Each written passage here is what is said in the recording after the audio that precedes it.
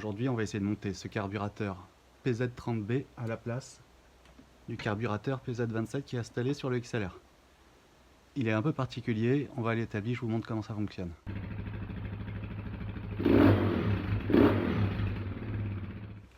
Alors pour bien voir, je vais retirer le boisseau, je vais mettre un petit peu d'essence dans la cuve et je vais vous montrer comment ça propulse en fait de l'essence par la petite buse qui est là à chaque fois qu'on actionne la poignée de glace. Je mets juste un petit peu d'essence.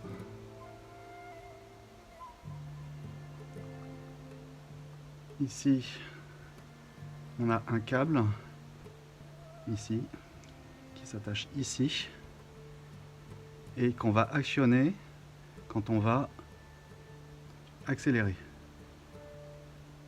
Donc ça va tirer comme ça, et ici, ça va propulser chaque fois qu'on appuie légèrement ici sur la canne. Ça projette un petit jet d'essence. C'est censé favoriser la reprise. C'est pour ça qu'on appelle ça une pompe de reprise. Donc ici, on a un petit piston avec une membrane ici. Voilà, ça c'est le système qui permet d'actionner le petit piston ici, qui est à l'intérieur de cette cavité. J'ai démonté la cuve pour vous montrer un petit peu mieux.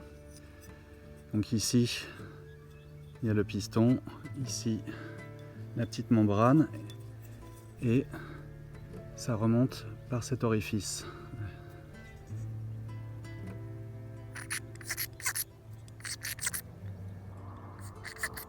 Voilà.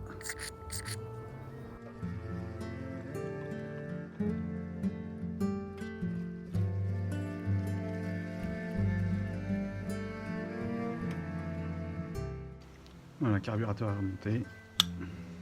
Ce serait beaucoup trop simple si on pouvait monter directement le carburateur sur la moto comme ça. Mais on a plusieurs problèmes qu'il va falloir régler.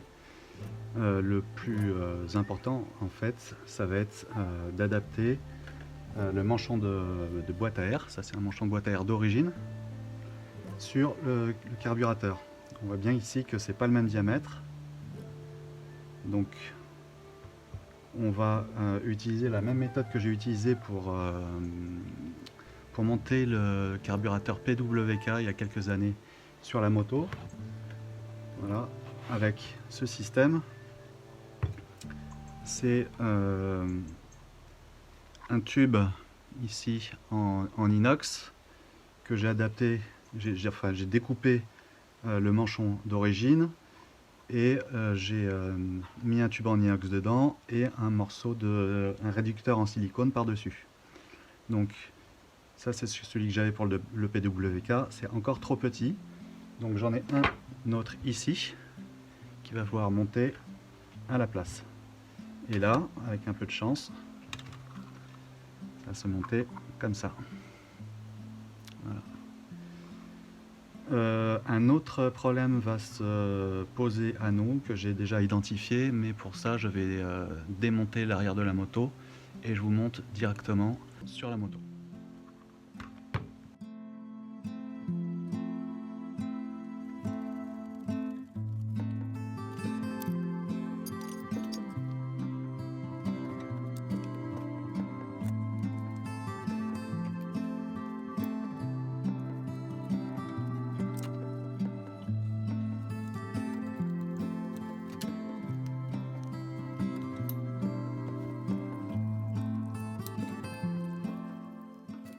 On peut noter aussi que l'autre différence entre les carburateurs, donc le PZ27 et le PZ30, c'est la taille des boisseaux.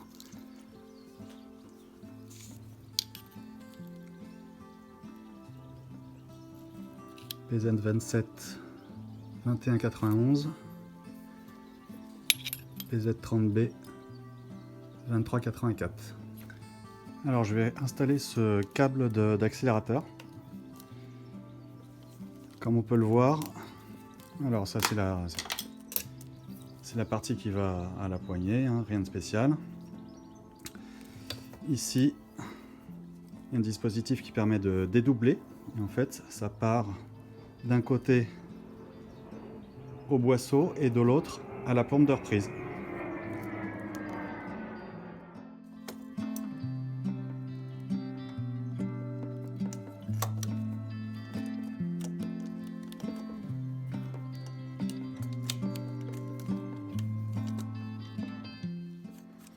Voilà, pas de souci particulier pour installer le carburateur sur la pipe d'admission d'origine.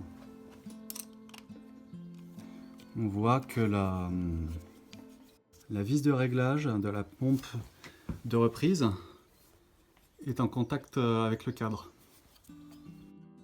Alors, j'aurais peut-être pas eu ce souci si j'avais le cylindre d'origine.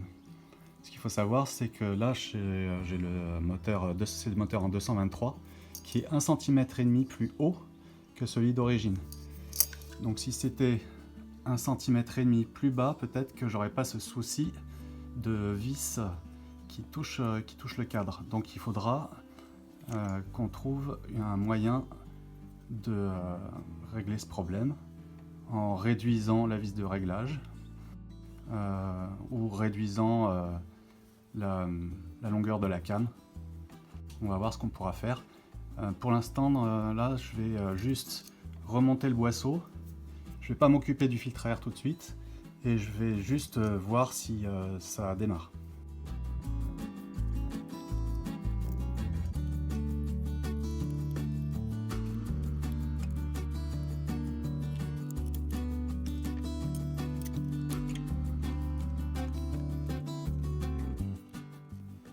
Voilà, le câble est monté. On peut s'apercevoir que c'est un peu long. Il y a un peu trop de gaine. Bon, ça fonctionne. La partie pour la pompe de reprise est ici. Je remonte le réservoir et on fait un test.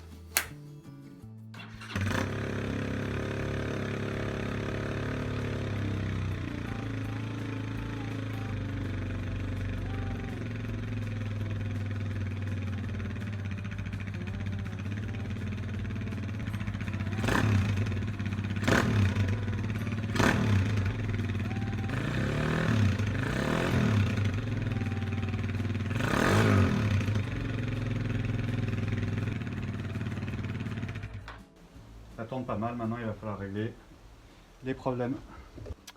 On va commencer par ça. J'ai installé le câble de la pompe de reprise et le câble du boisseau. Et j'ai positionné le carburateur à la position à laquelle il devrait être si le cylindre n'était pas aussi haut, donc à environ 1,5 cm en dessous. Et là on voit bien que ça passe. La vis de réglage de la pompe de reprise ne touche pas le cadre. Donc si vous voulez installer un PZ30B sur votre machine d'origine, ça passera sans la modification que je vais faire là tout de suite. En revanche, il faudra toujours que vous fassiez la modification sur le manchon de boîte à air. Je commence par ça. Ceux qui n'en ont pas de besoin, je vais chapitrer la vidéo et vous pourrez passer à la modification de la boîte à air. Alors j'ai redémonté le carburateur et on va démonter la came de pompe de reprise et voir comment ça se présente.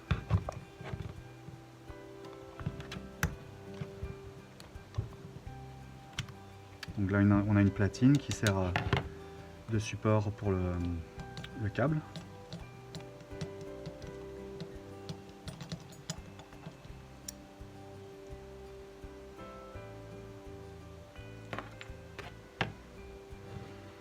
Et là on voit que c'est en deux parties. Il y a une partie en plastique, ici qui pivote sur cet axe. Et ici, la came qui va pousser la partie qui appuie sur le piston. Alors ici, il y a un ressort de rappel.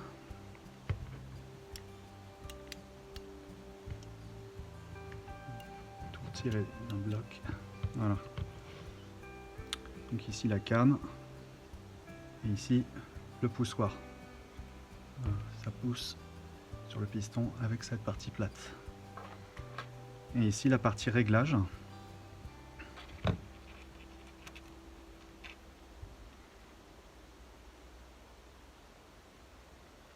Et c'est là-dessus qu'il va falloir jouer.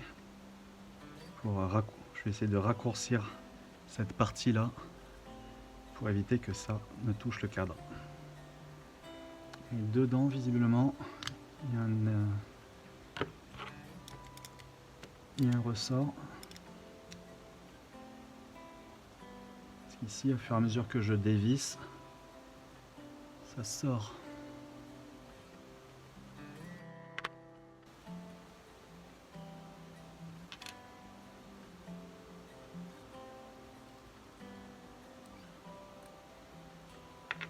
Voilà comment ça se présente.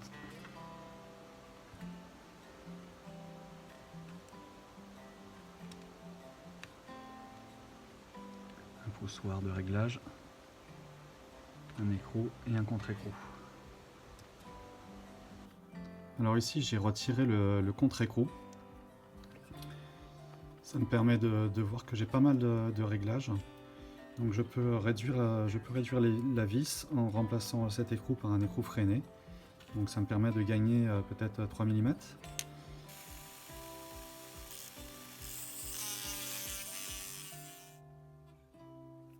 Maintenant je vais couper ici.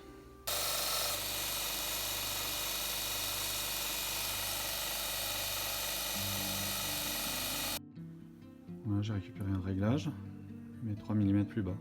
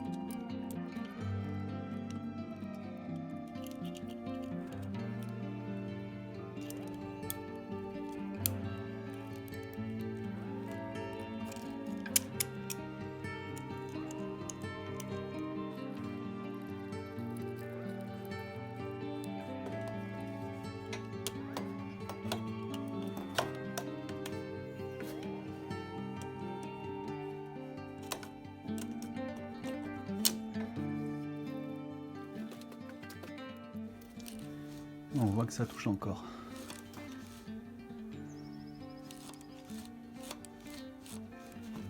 Quand on actionne, on voit que le carbu bouge sous l'effet de la pression sur le cadre. Donc il va falloir que je meule un petit peu du réglage et que je continue de fendre ici la vis pour repousser un petit peu. Je ne sais pas si j'ai beaucoup d'épaisseur ici à l'intérieur. Non, pas grand chose, peut-être 2 mm. Ici, je dois avoir 2 mm d'épaisseur, donc je peux enlever un tout petit peu. Donc je vais retirer ça. Je vais retirer ça à peu près. Et je vais continuer de meuler la vis. Ici sur 1 mm.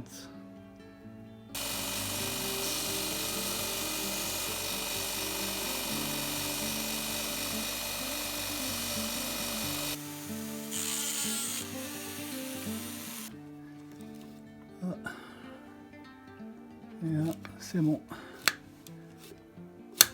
Parfait. Ça passe. On peut encore régler. Alors, bon, régler, c'est un bien grand mot parce que Il faut démonter le carburateur pour pouvoir accès à la fente dans la vis, mais c'est faisable, c'est encore faisable. Je vais démarrer et puis on va voir si ça tourne.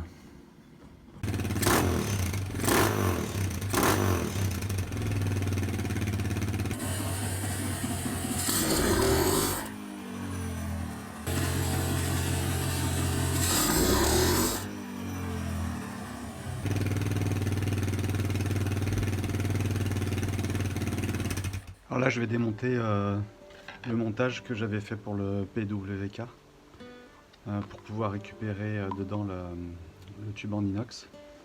En plus, je m'aperçois que le manchon m'a vieilli, c'est tout craqué. Donc je ne vais pas réutiliser ce manchon. C'est la boîte à air que je viens de démonter.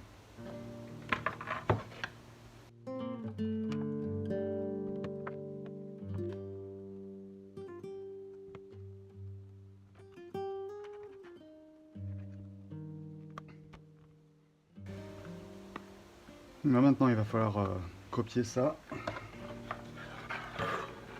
sur l'autre boîte.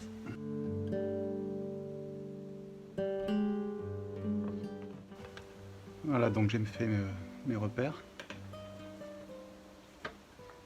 ici. Donc je vais pincer ça dans l'étau et je vais découper ici à cutter.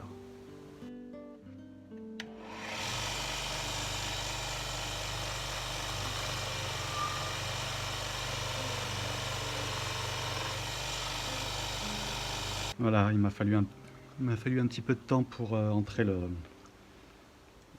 tube en inox. Et voilà, c'est fait. Je vais mettre le réducteur en silicone. Bon, voilà ce que ça donne avec le réducteur.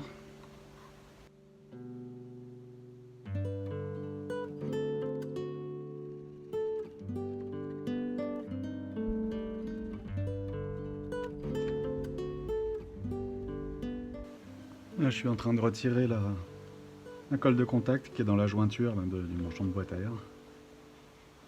C'est pas la partie la plus fun.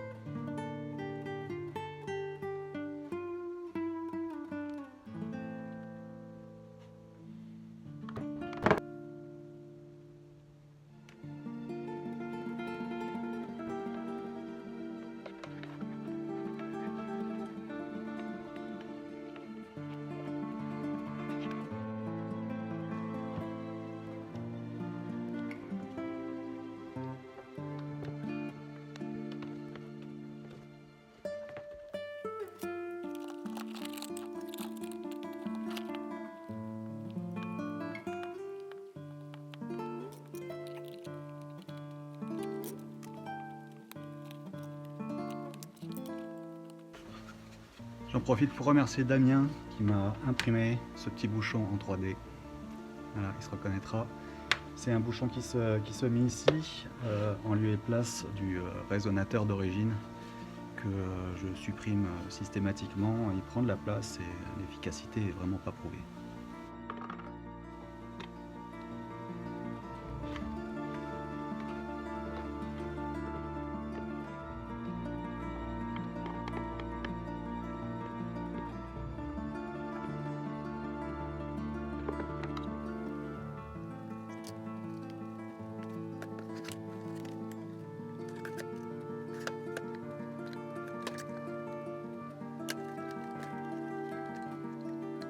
Le montage est terminé, on monte ça sur la moto.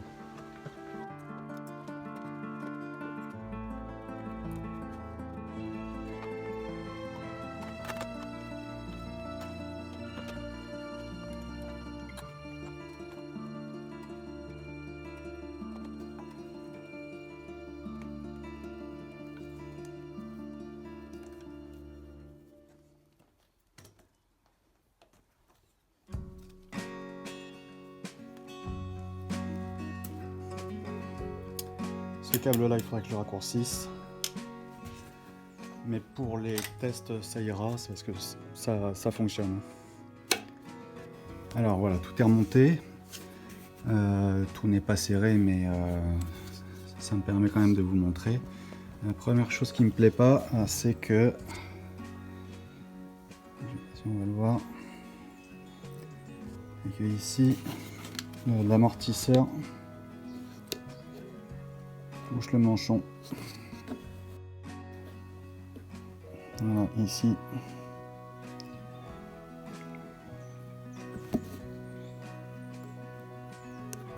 Ici, le réglage de l'amortisseur touche ici le manchon. Alors ça me plaît pas du tout déjà. Alors je pourrais aplatir un petit peu plus le tube en inox à l'intérieur. Mais à mon avis, il est déjà bien écrasé. Ici, j'ai un petit souci de jointure. Alors, ça vient du fait que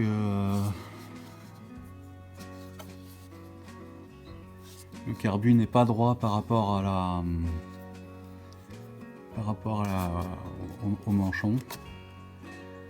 Donc, de l'autre côté, derrière, c'est joint, et là c'est disjoint. Si je laisse coller, c'est ici que ça va plus.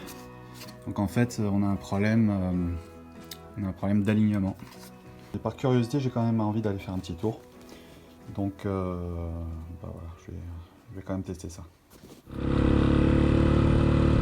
Au niveau des réglages du carburateur, j'ai mis exactement les mêmes réglages de gicleur que sur le PZ27, c'est-à-dire 120 au gicleur principal et 45 au gicleur de ralenti, avec l'aiguille de boisseau, enfin le circlip de l'aiguille au milieu.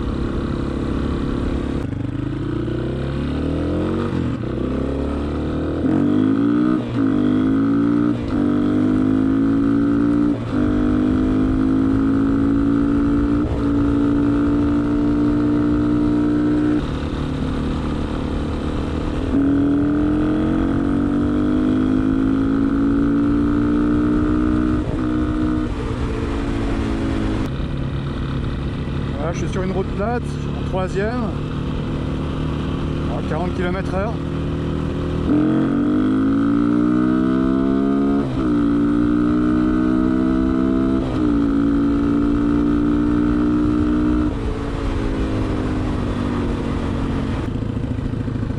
Je suis bien obligé de constater quand même qu'il y a une nette amélioration des accélérations.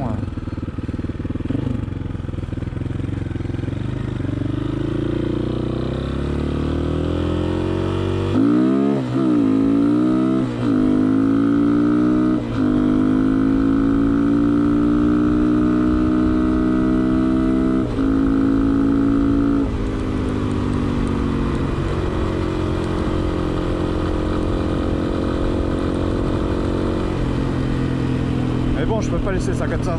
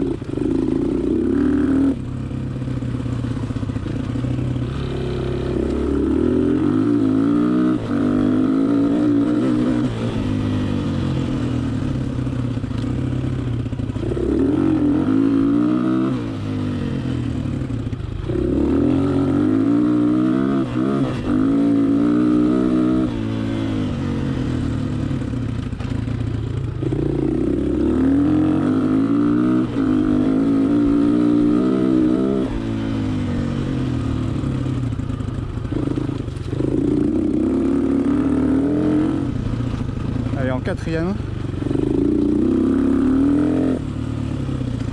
On va faire le tour en quatrième.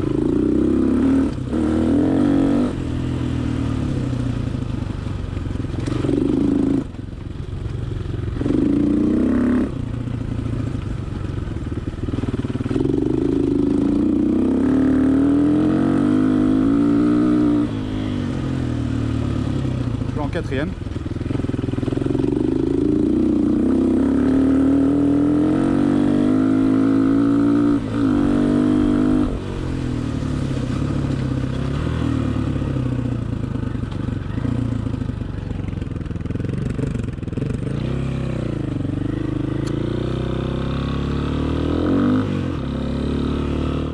On va faire un petit peu le bilan de cet essai.